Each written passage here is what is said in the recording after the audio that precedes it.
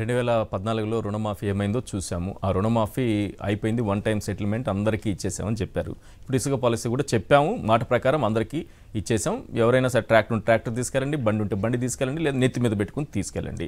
నేనేం ఇంటికి వస్తానని చెప్పానా, మీకు ఇంటికి ఇసుక తోలిస్తానని చెప్పానా, మీకు ఇల్లు కట్టిస్తానని చెప్పానా అంటున్నారు. నిజానికి చంద్రబాబు నాయుడు గారికి తెలుసో తెలియదో, తెలిసే ఇది జరుగుతోందా, తెలియక జరుగుతోందా? ప్రసాద్ గారు, అసలు ఉన్న ఫ్రీ ఇసుక పాలసీ 1394 రూపాయలు అని చెప్పి బ్యానర్లు పెట్టి మరీ అమ్ముకుంటుంటే ఇచ్చేసాం ఫ్రీ పాలసీ అని అంటున్నారు చంద్రబాబు నాయుడు గారు. ముందుగా సాక్షి ప్రేక్షకులకు నమస్కారం అండి, అలాగే ప్యానెల్లోని పెద్దలకి మీకు కూడా నమస్తే అండి. నమస్తే సార్, దీనికన్నా ఫస్ట్ ఈ డిస్కషన్లోకి వెళ్ళక మునుపు మీరు హెడ్లైన్స్లోను మీ హెడ్లైన్స్లో కూడా నేను ఫాలో అవుతూ వచ్చిన బీపీసీఎల్ చైర్మన్ గారికి వాళ్ళ ముఖ్యమంత్రి గారిని కలిసిన న్యూస్ వేశారు మీరు. ఎందుకంటే this pride of AP state. మన రాష్ట్రానికి పెట్టుబడులు ఎవరు వచ్చినా వాళ్ళని ఆహ్వానించాలి. ఈ విధంగా ఒక సుహృద్భావ వాతావరణంలో ఫ్యాక్టరీస్ నెలకొల్పుకుంటే సంతోషించదగ్గ విషయం. గతంలో సిఐఐ సమ్మిట్లు ఇలాంటివన్నీ చూసినప్పుడు గ్రాసిమ్లెట్ ఇండస్ట్రీ వాళ్ళ ఆయనలోది, జగన్మోహన్ రెడ్డి గారి ఆయనలో కూడా వచ్చినప్పుడు తర్వాత కూడా రాష్ట్రంలో ఏ పరిశ్రమ వచ్చిందా పారిపోయిందా అన్న వార్తలే విన్నాం. కానీ మీలా కనీసం కండక్ట్ అవుతున్న ఉదంతం కూడా నాకు ఎక్కడ కనబడలే. ఎంతసేపు అంటే నేను ఇది ఉపోద్ఘాతం టైప్లో ఎందుకు చెప్పాల్సి వస్తుందంటేనండి, మన రాష్ట్రంకి ఏదైనా మంచి జరిగితే నాకు తెలిసి జర్నలిస్టులు ఎవరైనా సరే విలువలు విశ్వసనీయతని చాటుకుంటూ మంచిగా చెప్పారు. వార్తను వార్తకి ఇవ్వడంలో వాట్స్ రాంగ్ ఇన్ ఇట్? ఇప్పుడు ఇదే సినారియోలో ఇప్పుడు ఇంట్రడక్షన్లో మీరు చూపిస్తూ రైతు రుణమాఫీ గురించి చంద్రబాబు నాయుడు గారు ఓ పెద్ద మనిషిగా ఆయన గసిరి చెప్పడం నిజంగా ఒప్పుకుంటాం. ఎంత చేసిన తర్వాత కూడా ఏంది ఇది మీరు ఇలా మాట్లాడుతున్నారని. ఉదాహరణకి 89,000 కోట్ల రుణమాఫీ, రైతు రుణమాఫీ ఉన్న దగ్గర is just made 14,000 crores. Statistics ఉన్నాయి, బడ్జెట్లో పెట్టిన ఫిగర్సే కదా, ఎక్కడికి మనం పారిపోలేం కదా. సో ఇప్పుడు ఇవాళ ఇసుక విధానంలో అయిపోయిందని చెప్తున్నారు. అదే చెప్తున్నాను సార్, అది ఎంతవరకు వాస్తవికతకు దగ్గరగా ఉన్నదన్న అంశాన్ని కనుక ప్రజలు గమనించగలిగితే, ఇప్పుడు ఇవాళ ఇసుక పాలసీ కూడా మీరు గమనిస్తారండి. 2 ఉదంతాలు మీకు చెప్తాను. గతంలో కరకట్ట దగ్గర ఇసుక రీచ్ని తీసిన విధానంలో ఎన్జీఆర్టీకి వెళ్ళిన కంప్లైంట్, ఆయన మన బొలిశెట్టి సత్యనారాయణ గారు ఆయన కంప్లైంట్ ఇస్తే జనసేనలో ఉన్నప్పుడు 100 crores పెనాల్టీ ఈ గవర్నమెంట్కి పే చేయబడింది 2014-19 ప్రభుత్వం. మీరు ఇదే దండ నరేంద్ర గారు అని మీ ప్రభుత్వం అంటే వైఎస్ఆర్సీపీ ప్రభుత్వం మీద కూడా ఈ ఇసుక దోపిడీ మీద కంప్లైంట్ ఇస్తే హైకోర్టు నుంచి అది సుప్రీంకోర్టు దాకా వెళ్ళిన తర్వాత మీకు పర్యవేక్షణ జరిగిన విధానం తెలుసా sir? Supreme court given a direction, respective collectors have initiated విఆర్ఓల సమక్షంలో, విఆర్ఓల పర్యవేక్షణలో అది ప్రాపర్గా సిఎస్కి ఎవ్రీ మండే, ఇప్పుడు చంద్రబాబు నాయుడు గారు పోలవరం సోమవారం అన్నట్టు సిఎస్కి ఎవ్రీ మండే ఇసుక స్టాటిస్టిక్స్ సబ్మిట్ చేస్తే అది గౌరవ సుప్రీంకోర్టుకి సిఎస్ గారు సబ్మిట్ చేసేవారు. This is what the frame of ఇసుక ట్రాన్సాక్షన్. ఇనిషియల్ హికప్స్లో అవకతవకలు ఉన్నాయి, కానీ తర్వాత అది స్థిరీకరించబడిన తర్వాత టన్ను 900 రూపాయలకి ఇచ్చారండి, ఇంక్లూడింగ్ ట్రాన్స్పోర్ట్. ఆ టెరిటరీలో విత్ ట్రాన్స్పోర్ట్ విత్ జిఎస్టీ పన్నులన్నీ కలిపి ఇవన్నీ రాష్ట్ర ఖజానాకు ఆదాయం. You please make this point. 900 రూపాయలు చెప్పిన టన్ను రాష్ట్ర ఖజానాకు ఆదాయ వనరు కింద సృష్టించబడింది. అండ్ అపార్ట్ ఫ్రమ్ దట్ ఇదే మీరు అనుకుంటే ఇవాళ 45 లక్షల టన్నులు మెట్రిక్ టన్నులు ఇవాళ నిల్వల మీద మాట్లాడదాం. 90 లక్షలు మీరు ఏదో అన్నారు, కానీ 45 లక్షల మెట్రిక్ టన్నులు నిల్వలు ఇప్పుడు ఎగ్జిస్టింగ్ ప్రూవ్ చేద్దాం అన్న దగ్గర పీ గన్నవరంలో ఇసుక రీచ్ని డ్రెడ్జింగ్ త్రూగా ఎత్తిన ఉదంతం 2014 నుంచి 19 ప్రూవ్ చేసింది.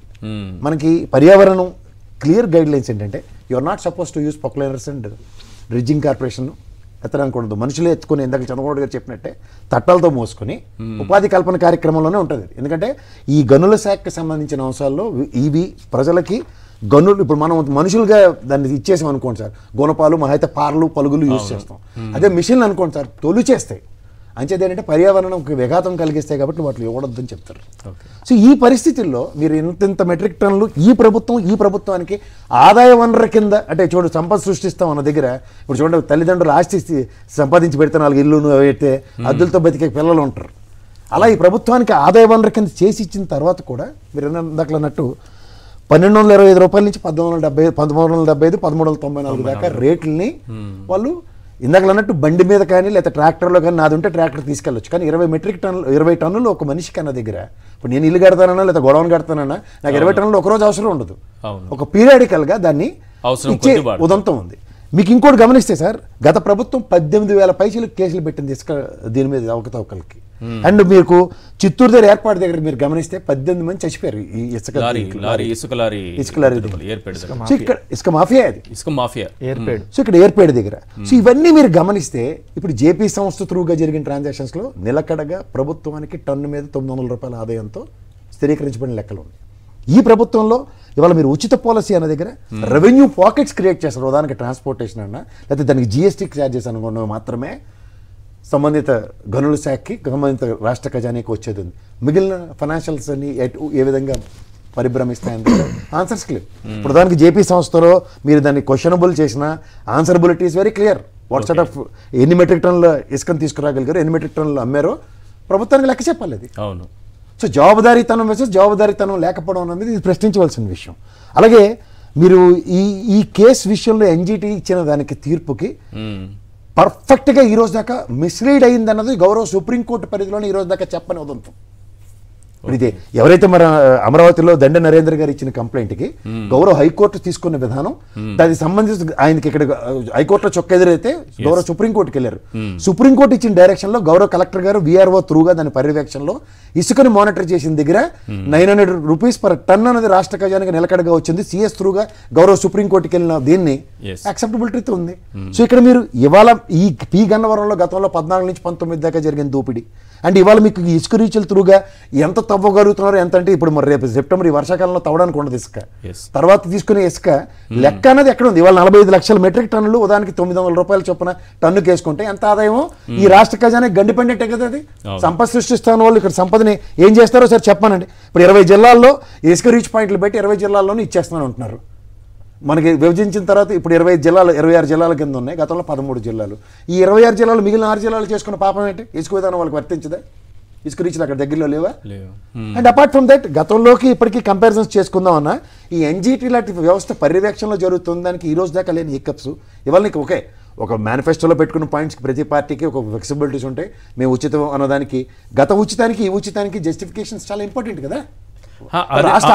అది ఆదాయంగా రాష్ట్ర ప్రభుత్వానికి నాకు తెలిసి సంవత్సరానికి ఒక 780 కోట్లు 800 కోట్లు వచ్చేది అనుకుంటున్నా. 750 కోట్లు మినిమం 750 కోట్లు వస్తుంది సంవత్సరానికి రాష్ట్ర ప్రభుత్వానికి ఆదాయం. ఇప్పుడు ఆదాయం అయితే లేదు, ప్రజలకి ఉచితంగానూ అందట్లేదు. అమ్మ పెట్టబెట్ట దొరుకు తిననే ప్రజలకు ఉచితంగానే అందాలి, రాష్ట్రానికి ఆదాయం అనే రావాలి. ఇప్పుడు మీకు ఒక విషయం ఇంకోటి చెప్తా సార్. మీకు గతంలో రాజమండ్రికి పెద్ద ఏలూరు రాజమండ్రి రేట్లకి జడ్పీ చైర్మన్ కింద చెల్లుమని వేణుగోపాల్ గారు ఉండేవారు. రాజశేఖర రెడ్డి గారి టైంలో the first ever time is identified ఆ జిల్లాకి ఇసుక ఉన్న దాంట్లోంచి ఒక ఆదాయ వనరును క్రియేట్ చేసిన తర్వాత ఇవాళ ఎన్ని స్కూల్స్ అక్కడ పరివర్తన చెందాయో చూసుకోమనండి. మన చిన్నప్పుడు నాకు చదువుతున్న టైంలో స్కూల్కి బెంచీలు అవి ఉండేవి కాదు, కొసరాజు గారు చెప్తారు.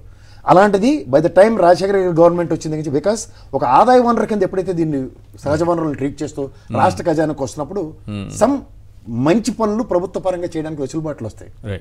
సో ఇదే విధంగా గత ప్రభుత్వం ఏం చేసిందో మనం అందరం చాలాసార్లు చర్చించుకున్నాం. సో 750 కోట్లు సాలనంటే 5 సంవత్సరాల బడ్జెట్లో అగ్రిగేట్ ఎంత మిస్ అయినట్టు?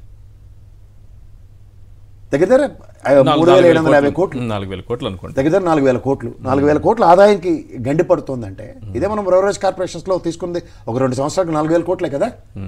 సో ఏదైనా ఒక మంచి పని చేసిన దాన్ని కంటిన్యూషన్ లో దీనికి you design some other program. అంతేకాని పని ఇది ఏదో ఉచితం అంటే ఈ విధంగా 1225, 1375, 1394 3 రేట్లతో డిస్ప్రపోర్షనేట్గా 20 రీచ్ల్లోనూ ఎవరికి నచ్చినట్టు కార్యకలాపాలు నిర్వర్తిస్తుంటే పేరుకి మాత్రమే నా దగ్గర బండి ఉంటే వెళ్ళు, లేదా సైకిల్ ఉంటే వెళ్ళు, లేదంటే ట్రాక్టర్ ఉంటే వెళ్ళు, ఉచితంగా తీసుకుందాం అంటే వెసులుబాట్లు లేని దగ్గర ఏ విధంగా వెసులుబాట్లు తీసుకోగలం? దీనికి ఒక విధి విధానాలు కావాలి కదా. లేడీకి లేచిందే ప్రయాణం ఉన్నది కాదు కదా.